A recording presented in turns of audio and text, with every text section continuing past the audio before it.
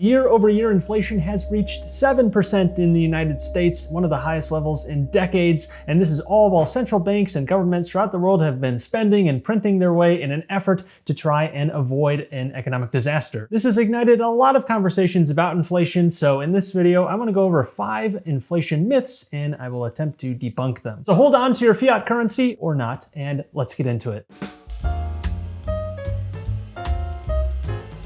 That is, if the government or whoever controls the currency stopped doing whatever they were doing, we would still see some general level of inflation more often than not. However, this isn't really the case, and this has been articulated by famous economist Milton Friedman. Long ago, he stated that inflation is always and everywhere a monetary phenomenon. It's always and everywhere a result of too much money, of a more rapid increase in the quantity of money than an output. In other words, when there's more money swimming around and the growth of that money supply increases faster than the supply of stuff, you get inflation. Now we'll talk about the supply of goods in a second because this often comes up when talking about inflation, but in general, in a fiat system, central banks like the Federal Reserve will issue new currency to buy treasuries and other financial assets, and that's how they can issue new currency into the economy or otherwise into the banking system. The banking system then has more money to lend out to people, so you get more money throughout the economy. Lowering interest rates is another tool that central banks use to try and influence the money supply, and when they lower interest rates, they make the cost of borrowing go down, and when that happens, it's a lot easier to create more debt because it's cheaper to actually take out that debt. So now everyone can borrow more money and they can thus spend more money, and thus inflation can go up. Now inflation is not unique to a fiat money system, and when I say fiat, I refer to the type of money where there's nothing backing it. It is just based on the trust that you have in that currency, something like the US dollar and pretty much all currencies throughout the world right now. Compare this to a hard currency system where there's a commodity or gold being used either to back the currency or it is the currency itself. But inflation can still definitely occur in those systems as well. For example, when the Spanish Empire colonized the New World and exploited a lot of the natural resource wealth there, especially the gold and silver mines, they and the rest of Europe saw some pretty substantial inflation because all of a sudden there was a bunch of new currency issued into the economy. It's not as though the gold and silver itself is going to produce more goods, and because inflation is a monetary issue, and when the supply of goods didn't grow at the same rate as the amount of currency swimming around with all the new gold and silver coming into the economy, you guessed it, you got inflation. But even if we don't see a big inflow in gold and silver into an economy using gold and silver as money, you can still see currency debasement and thus inflation. This happened to the Romans a number of times, where throughout the years you would see their silver or gold coins slowly lose the amount of silver in them and slowly be replaced with some inferior metal like copper, maintaining only a little bit of the silver in those coins. You're effectively spreading out the value of the currency by making each individual coin worth less. And that too causes inflation. Now another factor that might technically cause inflation is psychology. Now you might be saying, wait a second, I thought you said it was a monetary phenomena. How could it be something psychological? Well, if people believe that prices are going to continue to rise in the future, they're going to be more likely to spend their money to try and get something at today's price rather than wait for tomorrow's. Well, to do that, they might take out more debt or deplete their savings in order to go get that new thing. In essence, they're creating new currency or taking out new money and injecting that into the economy to buy whatever it is they want. However, this is inherently a bit more temporary because eventually people will either run out of savings or they'll take on the most amount of debt that they can, and they can't keep spending at that level after a certain point. This is assuming an otherwise stable money supply, of course, but in general, high prices defeat high prices. Eventually, prices can only get so high before people simply tap out. Again, assuming you're not getting a flood of money through some other source. Without those outside factors, it's eventually self-defeating, and you'll actually see deflation after a rise in inflation when it comes to something like that. In any event, inflation does not occur naturally, at least for any significant period of time.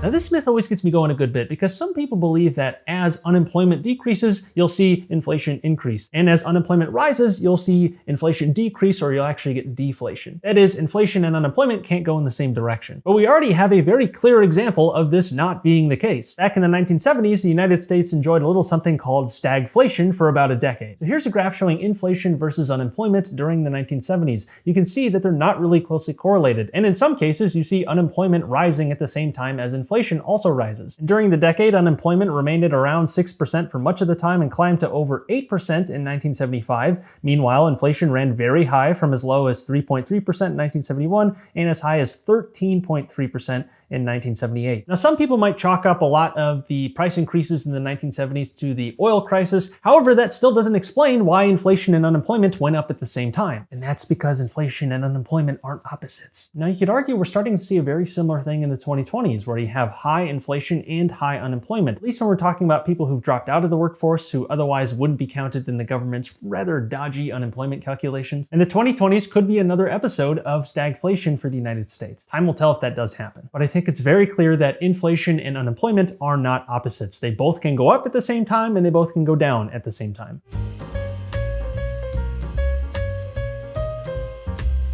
A lot of people, including the Federal Reserve, argue that having a couple percentage points of inflation is a good thing. In fact, someone like the aforementioned Milton Friedman might actually support this sort of thing, where you have the money supply grow with the economy. But some people mistake inflation with meaning that the economy is growing. Remember the stagflation example. Just because inflation is high doesn't mean that the economy is doing well. It means that the money supply has been growing, at least growing beyond the growth in output within the economy. But whether inflation is a good thing completely depends on your individual position. It's not as though it's a blanket good thing for everyone. Inflation tends to help a very specific type of person, and that is a debtor. Otherwise, inflation is a tax on everyone else because the cost of everything else goes up. For example, as a real estate investor with long-term fixed rate debt, inflation isn't all that bad of a thing, since the value of the property will probably go up with inflation, or I should say the price of the property in dollar terms, because the dollars are becoming worth less, but your debt payments are staying the same. So you can then take those dollars that are worth less than before and use them to pay off the debt, which hasn't moved. In that way, the real estate debtor is profiting from inflation. Compare this to a retiree on fixed income, and it doesn't look so good because your grocery bills are going up, meanwhile your income is not. For that kind of person, inflation is terrible. And I always find it strange that people believe that inflation is some generally great thing when, at least in the US, one of the most spectacular periods of growth came when there was consistent deflation. Which brings me to the next myth.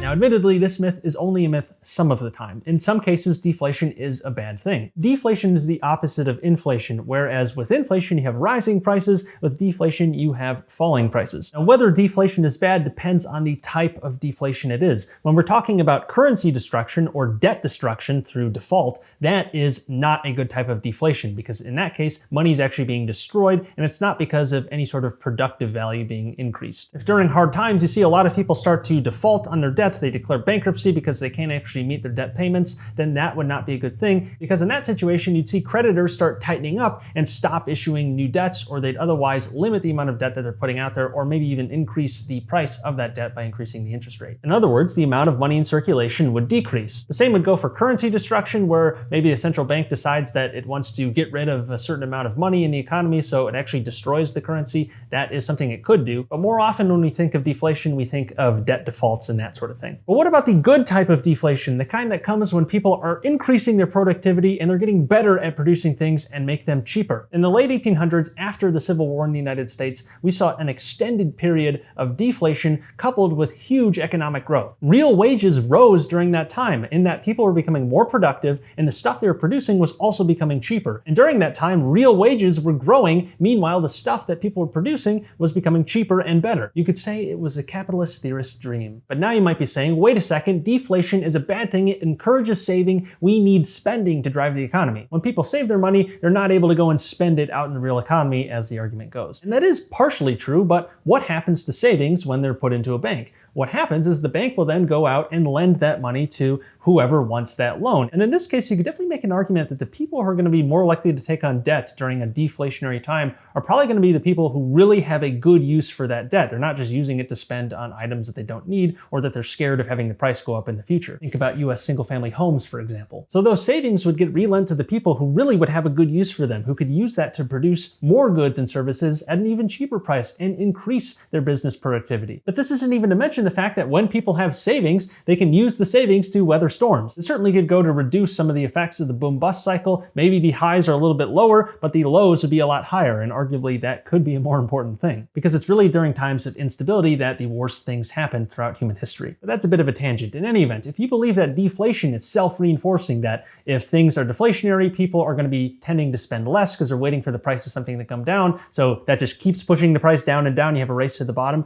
Well, isn't the same true for However, inflation isn't that self-reinforcing. If people think that the price is going to go up, they're going to go and buy that thing now rather than wait. And when that happens, the price of that thing will go up because there are more people who want it and so on. So both really are technically self-reinforcing. The question is, which one is better? Sort of like the inflation is good myth, the deflation is bad myth largely depends on the individual's position. It's hard to say that deflation is always good, and it definitely isn't true that it's always good because some types of deflation are definitely quite brutal when it comes to debt destruction and currency destruction. But deflation from productivity growth is something that pretty much everyone benefits from. In other words, deflation is not always bad. Now, some people would argue that the solution to the inflation problem and to the fiat system in general would be to have some sort of commodity-backed currency. Perhaps the most common example of this, and this is what the US had for a very long time, would be a gold-backed dollar. But a lot of people would argue that cryptocurrencies are the answer to this, and that you have a cryptocurrency-backed currency of some sort. Or in some cases, the cryptocurrency itself is backed by some commodity. And this probably would curb inflation in that it would be harder to manipulate the actual supply of that commodity, because if you flood the system with that commodity, that would cause inflation because the currency would be worth less because there's simply more of the commodity out there. Remember our example from earlier with the influx of gold and silver from the New World into Europe. But even with a commodity-backed currency, it's not really feasible to completely eliminate inflation. What seems to tend to happen over history is that even if you have a commodity-backed currency that will be relatively stable for a long period of time, eventually people tend to find ways to try and get around those limitations. Even in the US, where the dollar was backed by gold for a very long time, for many decades before the gold standard was officially revoked, the price of gold is actually statutorily determined. So it's not as though it was a free market of gold determining what the actual value of the dollar was. Instead, it was based on a statute. And naturally, that statute changed a few times before the US finally dropped the gold standard. So sure, the currency was backed by gold, but it was manipulated quite a bit. And pretty much whenever anything remains centralized, there's always an avenue for abuse. And the temptation for abuse really grows when people start demanding the government pay for things when it doesn't actually have the money for it. And this is where people argue in favor of something like decentralized finance, or DeFi as it's often called. And sure, that might limit the power of some central authority to manipulate the currency, but it's not as though it's without its own problems. People tend to like the convenience of centralization, where you can go to one party to settle some sort of dispute between two parties. You have recourse if there's some sort of fraud, or if you make a mistake, you have that sort of middleman who can help solve the problem. Because unfortunately, people make mistakes all the time, and decentralized finance would sort of magnify the impact of those mistakes. But then again, if a central authority makes a mistake, that's going to have a magnified effect over the entire system. So what I'm really saying is there's no perfect system. There's always going to be trade-offs that we take when we go for any sort of system. And if you're not in favor of centralization, well, good luck revoking all of that power from those centralized authorities. So could a commodity-backed currency solve some of the problems we're seeing with inflation now? Yes, certainly, but it's not without a trade-off, and there are certainly still ways to abuse a commodity-backed currency.